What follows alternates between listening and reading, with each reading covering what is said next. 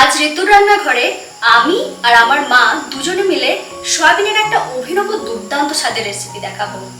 এটা মায়েরও নয় আবার আমারও নয়, আবার বলতে পারেন দুজনেরই রেসিপি। ছেলেবেলায় মা একটা সয়াবিনের স্ন্যাক্স বানাতেন, সেটা কিন্তু খেতে অপূর্ব সুন্দর ছিল। সেটাকেই মডিফাই করে মেন কোর্সে খাওয়ার মতন করে আমি বানিয়েছি। আমার মনে হয় না এই রেসিপিটা আপনারা কোথাও খেয়ে থাকবেন কোনোদিন। দেখতে পারেন, আর যদি রেসিপিটা ভালো লাগে অবশ্যই বন্ধুদের সাথে শেয়ার করে তাদেরও দেখার সুযোগ করে দিন। এখানে একটা মিডিয়াম সাইজের আলুকে টুকরো করে কেটে নুন দিয়ে সিদ্ধ করে নিয়েছি। আর লাগছে হাফ কাপের থেকে একটু বেশি কোরানো নারকেল, আর নিয়েছি 1 কাপ সয়াবিন। আর এখানে মশলার জন্য নিয়েছি পোস্ত 2 টেবিল চামচ, 8 থেকে 10টার মতন কাজু, আর নিয়েছি 1 টেবিল চামচ চারমগজ। প্রথমেই সয়াবিনটাকে জলে সিদ্ধ করে নেব। সাথে দিয়ে দিচ্ছি 1 চা চামচের মতো নুন দিয়ে এটাকে ঢাকা দিয়ে মোটামুটি 2 থেকে 3 মিনিট এটাকে সিদ্ধ করলেই সুন্দরভাবে সিদ্ধ হয়ে যাবে। এদিকে আমি মশলাটা বানিয়ে নেব। তার জন্য এখানে পোস্ত, কাজু, চারমগজ আর দিয়ে দিচ্ছি একটা কাঁচা লঙ্কা। ঝাল যদি বেশি খান কাঁচা লঙ্কাটা বেশি ব্যবহার করবেন। একদম স্মুথ করে বেটে নিয়েছি।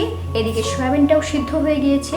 এটার জলটা আমি ড্রেন করে নিচ্ছি। নেওয়ার পরে দিয়ে দিচ্ছি ঠান্ডা জল, যাতে খুব তাড়াতাড়ি ঠান্ডা হয়ে যায়।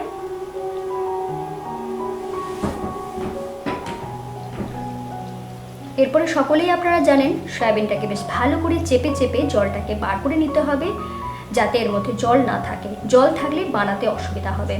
যতটা সম্ভব এটাকে ভালো করে নিগড়ে নিতে হবে। নেওয়ার পরে এটাকে আমি পেস্ট বানিয়ে নেব। জল ছাড়া পেস্ট বানাতে হবে। দেখুন এইভাবে পেস্ট আমি বানিয়েছি। খুব বেশি স্মুথ করে নয়, মোটামুটি স্মুথ হলেই চলবে।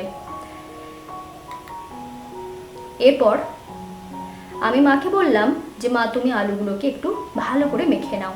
এই কাজটা আপনারা হাতে করে করতে পারেন, কিংবা গ্লাসের পিছন বাটির পিছন দিয়েও করতে পারেন, কিংবা যদি মনে হয় একটুও দানা চায় না, সেক্ষেত্রে আপনারা স্ট্রেনারের মধ্যে এটাকে ঘষতে থাকবেন, তাহলেও সুন্দরভাবে এটা তৈরি হয়ে যাবে। সাথে দিয়ে দিচ্ছি সয়াবিনটা, যেটা আমি পেস্ট বানিয়ে নিয়েছিলাম, মানে একটু মিক্সিতে ঘুরিয়ে নিয়েছিলাম। এর সাথে আমি দিয়ে দিচ্ছি 1 চা চামচের মতন আদা বাটা।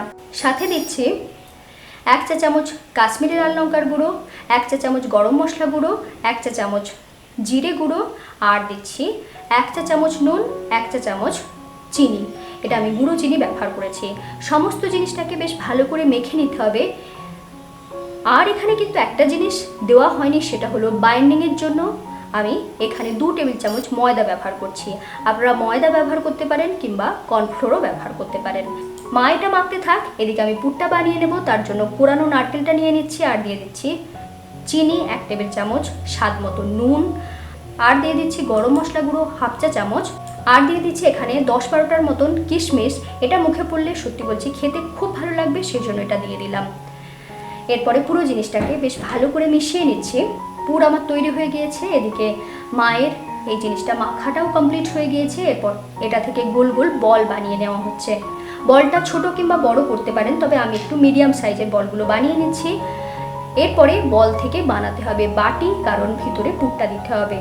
বাটিটা বেশ ভালো করে গর্ত করে বানিয়ে নিয়েছি, কারণ পুরটা বেশি করে দিতে হবে, তাহলেই খেতে খুব ভালো লাগবে। বেশ অনেকটাই পুর দিয়ে দিচ্ছি, যতটা ধরবে সেইভাবে দেবেন। আর ভিতরে কিন্তু কিশমিশটা দিতে ভুলে যাবেন না।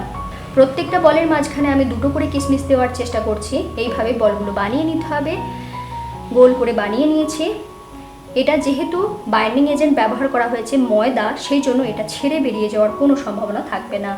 এরপর গ্যাস অন করে নিয়েছি, আর আমি সর্ষের তেলে রান্না করব, সেই জন্য দিয়ে দিচ্ছি 1/4 কাপ সর্ষের তেল। তেল বেশ ভালো করে যখন গরম হয়ে গিয়েছে, তখন দিয়ে দিচ্ছি 1 টেবিল চামচের মতন ঘি। পুরোটা ঘি দিয়ে রান্না করলে অবশ্যই খেতে ভালো লাগবে, তবে এইভাবেও রান্না করে দেখবেন সুন্দর লাগবে। বলগুলো ছাড়া হয়ে গিয়েছে এবং এইভাবে ঘুরিয়ে নিচ্ছি, যাতে কোনোভাবে বলগুলো ভেঙে না যায়। খুন্তি করে নাড়াচাড়া করতে গেলে কিন্তু অনেক সময় ভেঙে যেতে পারে, কারণ বলগুলো নরম রয়েছে। সেই জন্য কিছুক্ষণ হয়ে যাওয়ার পরে, মানে নিচের দিকটা বেশ শক্ত হয়ে যাওয়ার পরে, এইভাবে আমি চামচ দিয়ে উল্টে নিচ্ছি, যাতে কোনোভাবেই বলগুলো ভেঙে যাওয়ার কোনো সম্ভাবনা না থাকে। চামচ দিয়ে যদি এইভাবে উল্টান, অনায়াসে উল্টে যাচ্ছে, দেখতেই পাচ্ছেন। এরপরে আমি আবারও এইভাবে ঘুরিয়ে নিচ্ছি, যাতে তেলটা সব জায়গায় সমানভাবে যায় এবং ভাজাটা সুন্দরভাবে হয়, মানে সব দিকটা সমানভাবে ভাজা হয়। দেখুন ভাজাটা আমার হয়ে গিয়েছে। এরপর একে একে এগুলোকে তুলে নিচ্ছি। এইগুলো এইভাবে গরম গরম খেতেও দুর্দান্ত লাগে। এরপরে ওই তেলেতেই আমি রান্নাটা করব। দিয়ে দিচ্ছি দুটো তেজপাতা, দুটো বড় এলাচ, 4-5টার মতন লবঙ্গ, 1 টুকরো দারচিনি আর 2-3টের মতন ছোট এলাচ। এরপর দিয়ে দিচ্ছি নুন। নুনটা প্রথমে কেন দিলাম তার কারণ হচ্ছে আদা বাটা দেব। আদার বাটা দিয়ে দিচ্ছি 2 টেবিল চামচ।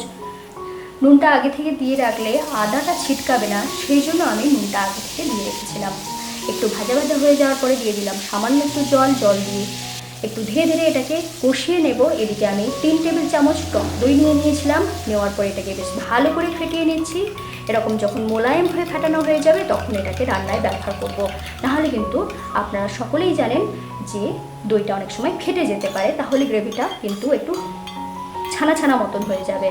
এরপর এটাকে লো ফ্লেমে রেখে একটু কষিয়ে নিচ্ছি। নেওয়ার পরে দিয়ে দিচ্ছি স্বাদ মতো চিনি। আমি 1 টেবিল চামচ গুঁড়ো চিনি ব্যবহার করেছি। এরপর যে মশলাটা বেটে রেখেছিলাম সেই মশলাটা দিয়ে দিলাম। দেওয়ার পরে এটাকে কষিয়ে নিচ্ছি। আর দিয়ে দিচ্ছি 1/2 চা চামচের মতন গোলমরিচ গুঁড়ো, দিচ্ছি গরম মশলা গুঁড়ো 1 চা চামচ। এরপর আবার একটু নাড়াচাড়া করে নিচ্ছি। মশলাটা মোটামুটি কষানো হয়ে গিয়েছে, তেলটা অনেকটাই ওপরের দিকে উঠে এসেছে। এরপর আমি এখানে একটা জিনিস ব্যবহার করব, সেটা হলো ক্যাপসিকাম। ক্যাপসিকামটাকে এইভাবে চৌকো একটু বড় সাইজের করে কেটে নিয়েছিলাম, সেটা এখানে দিয়ে দিচ্ছি। দেওয়ার পরে এখানে গ্রেভির জন্য দিয়ে দিচ্ছি মশলা ধোয়া জল। মোটামুটি আমি 2 কাপ মতন জল ব্যবহার করছি। এটা খুব বেশি গ্রেভি হবে না, বরং গায়ে মাখা মাখা হবে। গ্রেভিটা বেশ ভালো করে ফুটে ওঠা পর্যন্ত অপেক্ষা করতে হবে। এরই মধ্যে আমি দিয়ে দিচ্ছি কয়েকটা কিশমিশ। এরপর যখন গ্রেভিটা বেশ ভালো করে ফুটে উঠেছে তখন দিয়ে দিচ্ছি এই বলগুলো, সয়াবিন বলগুলো একে একে এইভাবে দিয়ে দিলাম। দেওয়ার পরেই কিন্তু সঙ্গে সঙ্গে জল টানতে শুরু করেছে। দেখুন গ্রেভিটা কিন্তু সুন্দরভাবে সোক করে গিয়েছে এবং গ্রেভিটা অনেক কমে গিয়েছে। এরপরে দিয়ে দিচ্ছি 2টো কাঁচা লঙ্কা। অলমোস্ট তৈরি হয়ে গিয়েছে রান্না। এরপর গ্যাস অফ করে দিয়ে এটাকে ঢাকা দিয়ে স্ট্যান্ডিং টাইমে রেখে 2 মিনিটের মতন আমি স্ট্যান্ডিং টাইমে রেখেছিলাম। রাখার পরে এটাকে গরম গরম সার্ভ করে দেবো। দেখতেই পেলেন রান্নাটা কিন্তু একদম অভিনব। এরকম নিরামিষ রান্না পেলে কিন্তু আপনারা মাছ মাংসের কোনো অভাব বোধ করবেন না, বরং নিরামিষ রান্নাটাই খেতে বেশি পছন্দ করবেন। এরকম নিরামিষ রান্না যদি আপনাদের কাছে কিছু থেকে থাকে অবশ্যই লিখে জানাতে ভুলবেন না। কেমন লাগলো রেসিপিটা কমেন্ট করে জানাবেন। আপনাদের কমেন্টের অপেক্ষায় আমি সব সময় থাকি। এরপর কেটে দেখাচ্ছি। দেখুন ভিতরে কত সুন্দর পুরটা রয়েছে। এই পুরটা যখন মুখে পড়বে বুঝতে পারছেন কতটা ভালো লাগবে।